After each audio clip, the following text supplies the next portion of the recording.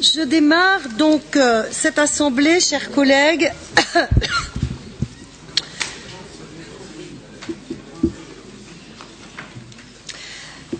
Je voudrais commencer par m'associer à l'hommage national rendu aujourd'hui aux victimes de l'attentat de Nice, qui a été perpétré il y a exactement 3 mois, jour pour jour, le 14 juillet dernier. Avec le président de la République, c'est la nation tout entière qui est aujourd'hui rassemblée aux côtés des familles et des proches des 86 victimes décédées dans cet attentat et des 434 blessés. La menace terroriste est toujours là. Le président de la République et le gouvernement agissent pour faire face à cette menace. Ils agissent avec la communauté internationale pour éradiquer les foyers du djihadisme qui constituent les terreaux du terrorisme. Ils agissent sur le territoire national pour assumer la guerre du renseignement et garantir aux Français les meilleures conditions de sécurité possibles dans ce contexte, dans le respect de l'état de droit et des principes républicains. La région n'est pas en première ligne de ce combat, mais elle assume avec lucidité ses responsabilités là où elle est compétente, et je vous soumettrai tout à l'heure le plan d'action qui est le nôtre pour la sécurité dans les lycées et qui prévoit déjà dans l'immédiat plus de 2 millions d'euros de travaux dès cette année pour sécuriser les établissements de la façon la plus pragmatique et la plus concertée possible. La seule réponse possible face au terrorisme, c'est celle de la cohésion nationale et de l'union de tous les Français. Tous les Français, quelles que soient leurs différences et leur origine. Et nous savons d'ailleurs qu'une grande partie des victimes de l'attentat de Nice étaient issues de l'immigration maghrébine, comme en ont témoigné les très discrets hommages faisant référence à l'islam sur la promenade des Anglais. Cet islam de France, qui a vocation à prendre sa place dans notre culture de la laïcité républicaine, qui vise à faire une place à chacun en faisant du commun avec du divers. Cette culture de la laïcité ouverte et fraternelle que la région veut, là encore, à la place qui est la sienne, conforter en prenant dans les mois qui viennent une série d'initiatives volontaristes sur la laïcité dans les lycées avec l'éducation nationale. Je voudrais également, en préliminaire, avoir une pensée pour les victimes de l'ouragan Matthew en Haïti, qui se trouvent une fois de plus frappés durement par des aléas climatiques exceptionnels, quelques années après les conséquences terribles du tremblement de terre. On compte aujourd'hui au moins 372 morts sur ce petit pays qui commençait tout juste à se reconstruire. Je vous proposerai tout à l'heure de leur venir en aide à travers une subvention exceptionnelle qui viendra conforter la solidarité internationale qui doit incontestablement mieux s'organiser que la dernière fois sur ce petit pays. Pour revenir à notre actualité régionale, on peut dire qu'elle est marquée par des turbulences fortes sur le plan économique et face à cela, je voudrais prendre un peu de temps pour apporter quelques clarifications. J'entends parler de désindustrialisation. C'est donc un sujet on ne peut plus sérieux. Mais même si nous devons faire preuve d'empathie face aux difficultés que rencontrent nos concitoyens, on ne doit pas pour autant céder à la facilité de la dénonciation à chaque annonce. On ne doit pas en permanence dire que tout va mal sans regarder ce qui va bien. Parce que ce discours négatif, il est mortifère pour nos jeunes, pour les métiers de l'industrie qui, dans notre région, a un avenir très fort. Parce que cela décourage totalement l'esprit entrepreneurial de nos concitoyens. Il n'y a pas que des entreprises qui ferment ou qui ont des difficultés. Il y en a aussi qui créent des emplois, et fort heureusement. Et notre rôle c'est d'accompagner, c'est de protéger les compétences sur lesquelles se construiront les emplois de demain, l'industrie du futur. Elle ne se bâtira pas sur un désert industriel, à partir de quelques start-up. L'industrie du futur se forme dans les usines d'aujourd'hui. Alors, face aux entreprises qui sont en difficulté, notre région dispose d'outils sur lesquels elle a été pionnière pour intervenir en la matière. Je pense au fonds de retournement, au fonds de capital risque, de retournement, défi, désormais étendu à l'ensemble de la région, qui a été le premier fonds de ce type en France, amené du haut de bilan dans une entreprise en difficulté conjoncturelle, bien entendu. C'était une première qui est d'ailleurs regardée avec énormément d'attention par BPI. Et ce sont des centaines d'emplois que nous avons sauvés par ce fonds de capital très risqué. Je prends un autre exemple, le prêt d'honneur mutation du réseau Entreprendre. Au début, quand j'ai rencontré les chefs d'entreprise de ce réseau qui fait un travail exceptionnel, et que je leur ai dit qu'il pouvait être intéressant de prêter de l'argent aux chefs d'entreprise en difficulté, j'ai plutôt eu une réponse dubitative. Mais j'ai fait changer ce doute en adhésion. Parce qu'un entrepreneur qui fait de redémarrer son entreprise a toujours besoin de remettre de l'argent personnel, et c'est ce que permet ce prêt d'honneur. Et donc aujourd'hui, le réseau est fier d'avoir été pionnier dans ce domaine.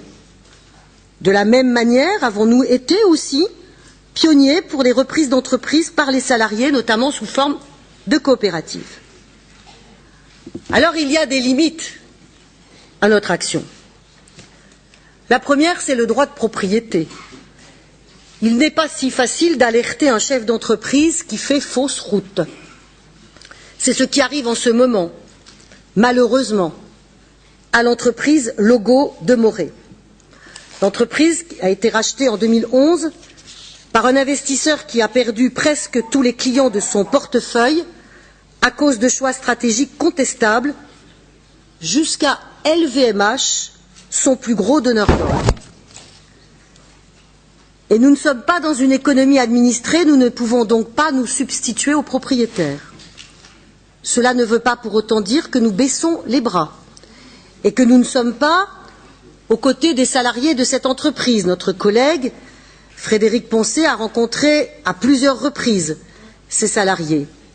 Et je suis personnellement et régulièrement en contact avec le préfet du Jura et avec le tribunal de commerce pour favoriser et accompagner un projet de reprise. J'ai aussi interpellé le secrétaire d'État à l'industrie, Christophe Sirugue, pour organiser prochainement avec lui une conférence de la filière de la lunette qui est aujourd'hui confrontée à une crise structurelle qui va au-delà des difficultés propres à l'entreprise Logo. Un autre sujet de très très grave inquiétude sur notre territoire, Alia, à Digoin. Et là, c'est au-delà de l'entreprise, tout un territoire qui est en souffrance et pour lequel nous nous mobilisons. Il y a une autre limite à notre action. Ce sont les groupes qui restructurent leurs activités au niveau mondial. Dans bien des cas, les marges de manœuvre de la région sont plus que limitées. Quand le baril de pétrole descend sous les $10 et que l'industrie pétrolière cesse d'investir, Vallourec et d'autres diminuent leurs investissements ou ferment des unités de production sans que nous puissions directement intervenir. Cela ne veut pas dire que nous sommes totalement impuissants. Et le sauvetage du site Alstom de Belfort l'illustre.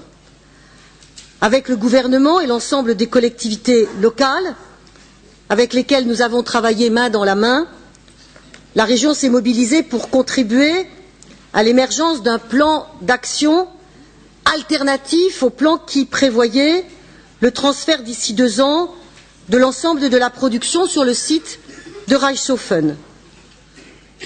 en activant le levier de la commande publique, bien sûr, grâce à l'accélération des commandes qui étaient prévues par les contrats cadres dans le respect des procédures d'appel d'offres, mais aussi et surtout, et je trouve que les commentaires nationaux se sont peu appesantis sur cette partie du plan d'action, en nous donnant collectivement les moyens d'une véritable diversification du site pour assurer sa pérennisation à travers la production d'une nouvelle génération de locomotives de manœuvre, à travers le développement d'une activité de référence en matière de maintenance et à travers de nouvelles productions qui pourraient voir le jour à la faveur des perspectives d'industrialisation du bus du futur, aujourd'hui à l'état de prototype, et je compte bien sûr sur tous les atouts de notre territoire en matière d'énergie propre pour favoriser l'ancrage de cette nouvelle filière.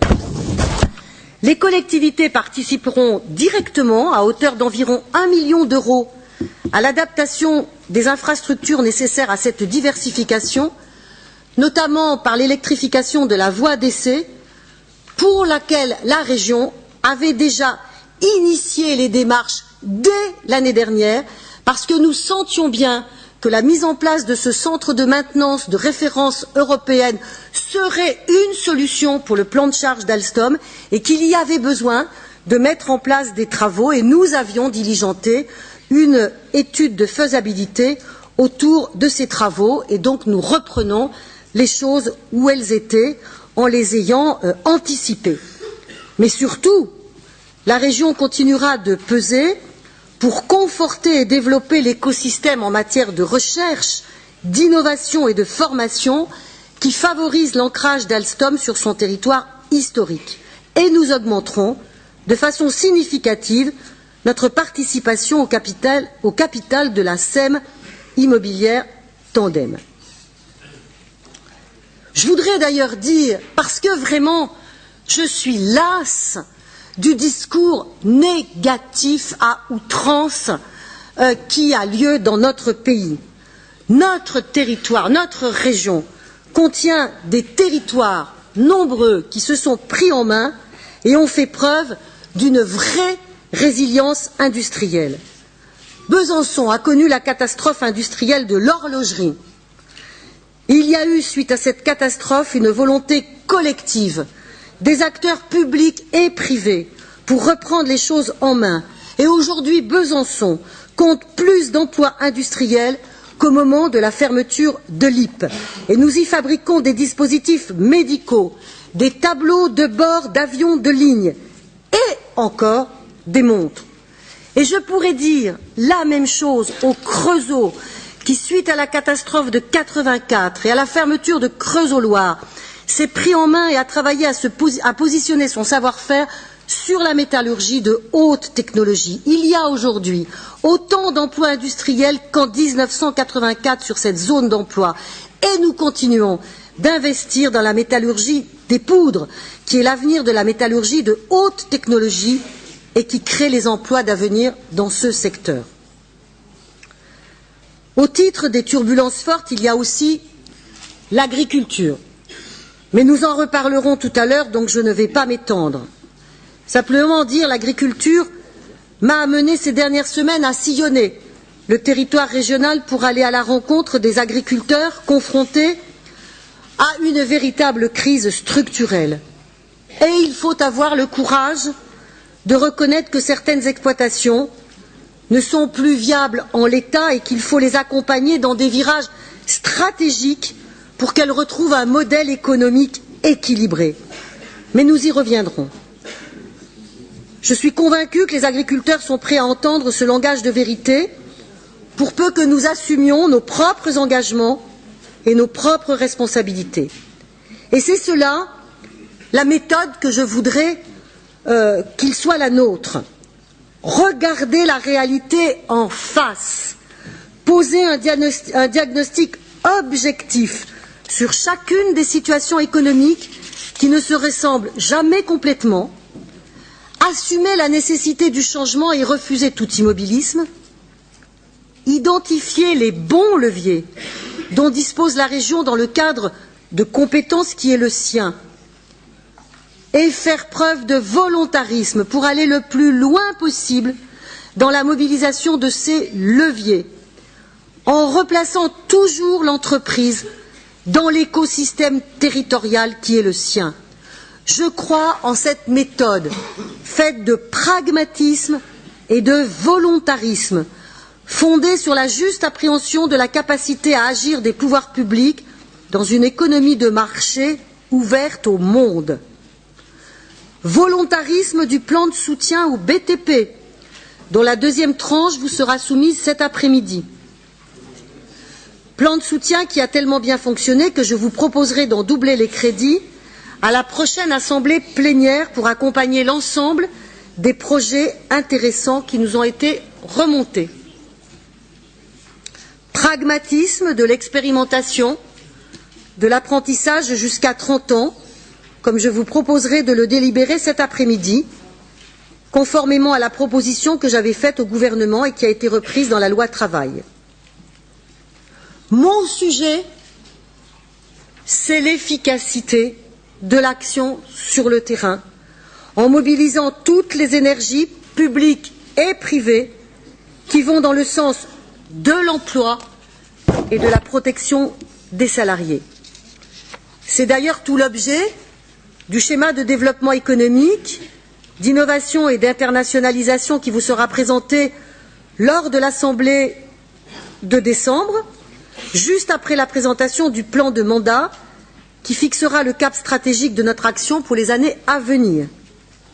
Je vous présenterai dans quelques instants le résultat de la concertation que nous avons engagée depuis les 6 derniers mois et qui a mobilisé plus de 3000 participants, citoyens et acteurs de terrain. Je voudrais terminer mon propos par quelques éléments d'ordre institutionnel. D'abord, saluer les annonces récentes du gouvernement à l'occasion du dernier congrès des régions de France à Reims et qui concerne les ressources des régions. Le Premier ministre a en effet annoncé le remplacement de la dotation globale de fonctionnement des régions, vous le savez, par une fraction de la taxe sur la valeur ajoutée à compter de 2018 et la mise en place d'un fonds transitoire en 2017 pour aider les régions à faire face à la nouvelle situation créée par la suppression de la compétence économique des départements.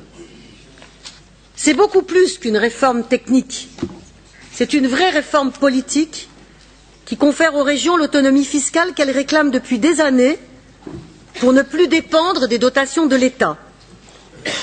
C'est un vrai pas en avant en faveur de la reconnaissance du fait régional et donc de la décentralisation. C'est pourquoi je salue cette réforme, mais j'appelle dans le même temps le gouvernement et le Parlement à aller encore plus vite et plus loin en appliquant cette réforme dès 2017. Et je réunirai à cet effet prochainement les élus parlementaires de la région afin de peser sur le débat parlementaire autour du projet de loi de finances.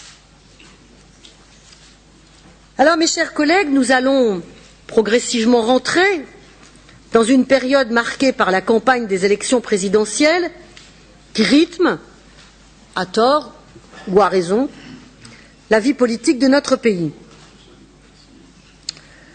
Je souhaite que ce contexte politique ne nous fasse pas dévier de notre trajectoire régionale. Pour ma part, et en tant que présidente de région, je m'associerai aux travaux transpartisans des régions de France qui visent à peser sur le fond du débat politique en portant la voix des régions auprès de l'ensemble des candidats à l'élection présidentielle.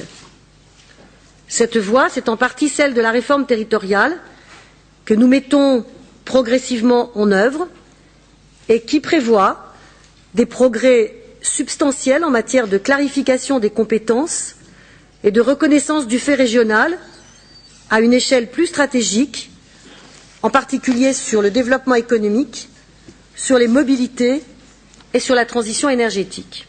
Alors j'entends certains élus vouloir remettre en cause cette réforme, notamment les transferts de compétences prévus sur les transports scolaires et interurbains. Je trouve que notre pays souffre trop d'instabilité institutionnelle qu'il a besoin d'inscrire le changement dans la durée et sortirait fragilisé de revirements essentiellement liés à des effets de posture politique. Mais quoi qu'il en soit, je maintiendrai le cap qui est le nôtre pour le transfert des transports interurbains au 1er janvier 2017 et des transports scolaires au 1er septembre 2017, comme le rappelle la délibération cadre qui vous sera soumise cet après-midi. Parce que je crois à la pertinence de ces transferts dans la cohérence de la vision que nous portons sur les mobilités, avec la compétence sur les TER et les nouveaux leviers dont nous disposerons bientôt sur la liberté tarifaire et sur l'expérimentation de l'ouverture à la concurrence, ces nouvelles compétences vont donner à la région un ensemble cohérent pour organiser plus globalement un système de mobilité qui colle au plus près des besoins, dans une vision fondée sur l'intermodalité, la personnalisation du service rendu à l'usager et l'utilisation des nouvelles technologies de communication. La gratuité à laquelle je me suis engagée sera mise en place. La mobilité de demain, c'est une mobilité plus propre, plus interconnectée, plus souple, plus réactive, et c'est surtout l'une des clés de la société de demain, car elle est la condition du développement des échanges entre tous. Le dialogue doit donc se poursuivre avec les départements dans cet état d'esprit, sous le regard de la Chambre régionale des comptes, qui arbitre nos débats avec l'objectivité que chacun est en droit d'attendre d'elle. Voilà, mes chers collègues, les quelques éléments que je souhaitais partager avec vous en introduction de cette séance, que je vous propose, comme convenu en conférence des présidents de groupe, d'organiser ce matin avec deux premiers débats, l'un sur la concertation relative au plan de mandat et la participation des citoyens, et l'autre sur l'actualité de la crise de l'agriculture, avant d'aborder le reste de notre ordre du jour. Et nous aurons un peu une première ce matin, puisque j'ai demandé au Césaire, au président du Césaire, de venir rendre compte très rapidement, notre temps est compté, néanmoins, de leur saisine sur la démocratie participative, parce que le Césaire vient de nous rendre un travail qui mérite d'être connu, reconnu et suivi du maximum d'effets. Je vous remercie.